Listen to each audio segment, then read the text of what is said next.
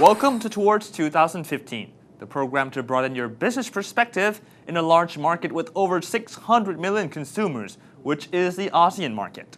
Well, global food prices have recently made a surprising increase after 3 months of decline. Well, this was due to several natural disasters, for example, the U.S. drought.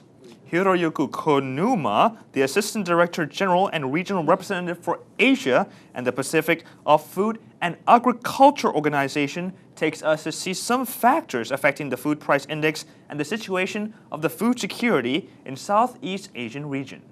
Mr. Konuma, there was a surprising reversal of the food price index in July. Can you tell us the latest update? Yes. The FAO food price index have been in declining trend in past 3 months since March. But this month in July, it started to go up. In fact, if compared with the July index, in June index, the July, it increased by 6%.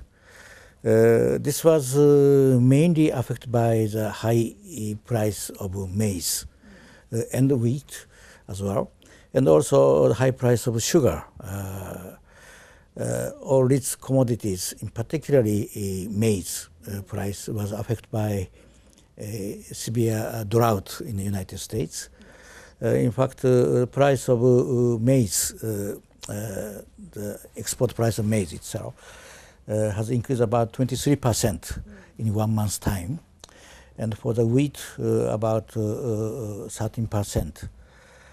Regarding sugar, it increased about 12%. So this was actually happened in 1 month's time. Are there other dominating factors aside from the drought in the U.S. that has affected the food price? Like in case of sugar, sugar price increase was due to mainly the heavy rains in Brazil. It's affected the production of sugar cane.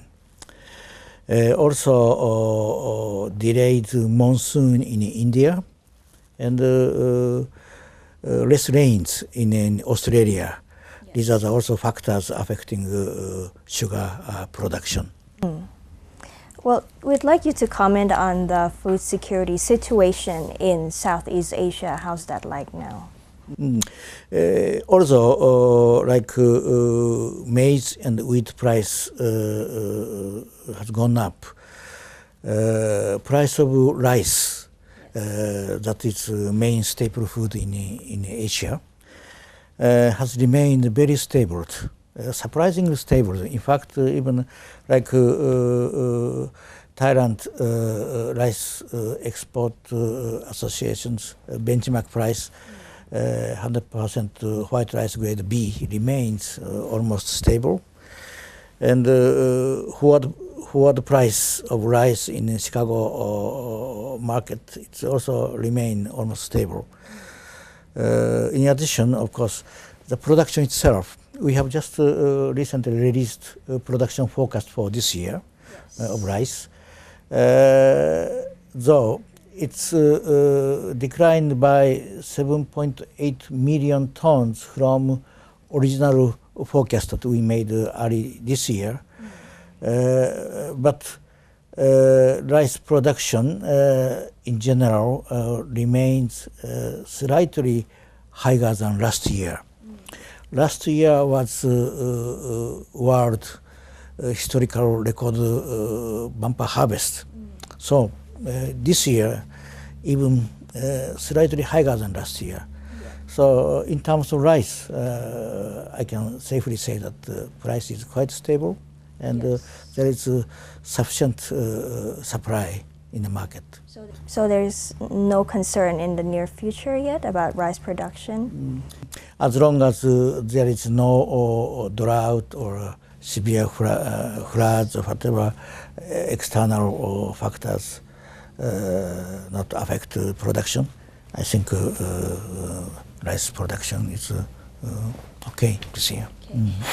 Recent disasters in the Southeast Asian region, for example, the torrential rains causing floods in Manila, are enough to alert the Southeast Asian countries to be prepared for food shortages, for example, rice supply.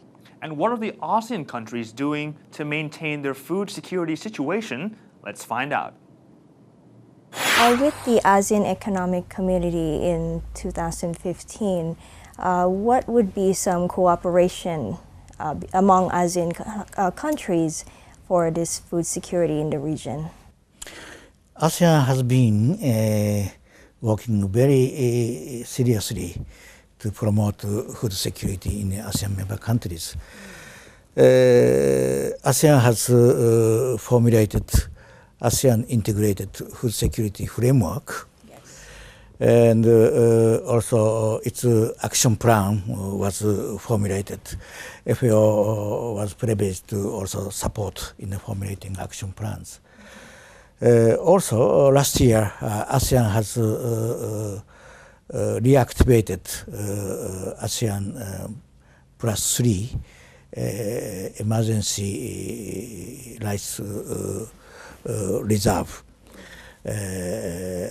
That's actually agreed by all member countries to keep a stock of rice emergency reserve to meet emergency needs of the member countries.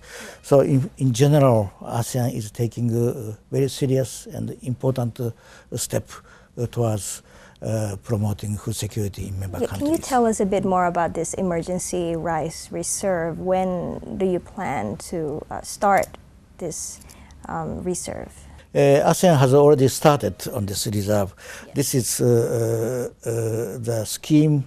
Basically, member countries, particularly rice exporting countries, they keep a certain portion of agreed portion of rice reserve in each country. So some very special emergency case happened of serious shortage of rice. Then this rice reserve will be released to the country which is in real serious need of rice. This is what the scheme is. Will this be given in terms of food aid, or will it be sold at a cheaper price for these countries who are in need? As far as I know, it will be a food aid, just supporting, particularly in a particularly emergency situation that need special humanitarian assistance. In our next break, we'll see what Mr. Konuma has to say about some ASEAN countries already struggling with food inflation.